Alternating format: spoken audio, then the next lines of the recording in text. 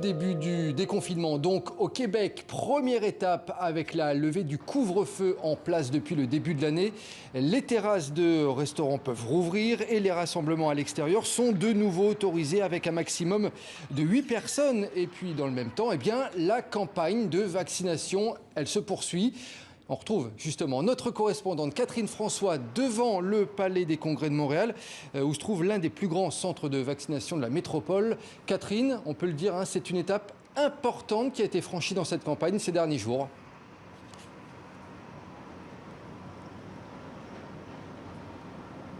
Effectivement, Nicolas, importante, parce que ce sont les adolescents de 12 à 17 ans qui, depuis une semaine, peuvent se faire vacciner.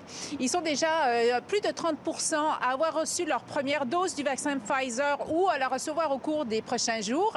La fin de semaine, d'ailleurs, le circuit de Formule 1 légendaire de Montréal, le circuit Gilles Villeneuve, est ouvert avec une vaccination sans rendez-vous à l'auto pour les jeunes et c'est très populaire. Sinon, le reste de la vaccination pour les jeunes se fera dans les écoles au courant du mois de juin. Alors, au total, ce sont 56% des Québécois qui ont déjà reçu au moins une dose, donc plus d'un Québécois sur deux.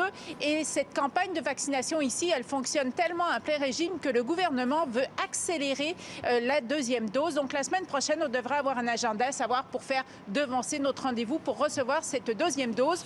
L'objectif du gouvernement québécois, c'est que d'ici le 31 août, 75% des Québécois soient pleinement vaccinés avec les deux doses, ce qui nous permettrait d'atteindre ici l'immunité collective. Au Canada également, ça va très bien puisque 57% des Canadiens ont reçu au moins une dose et toute proportion gardée, c'est même plus qu'aux États-Unis, sauf qu'aux États-Unis, il y a plus de gens qui ont reçu les deux doses. Alors il nous reste maintenant, Nicolas, à espérer que la météo soit un peu plus clémente et se réchauffe pour qu'on puisse profiter de la réouverture des terrasses ici.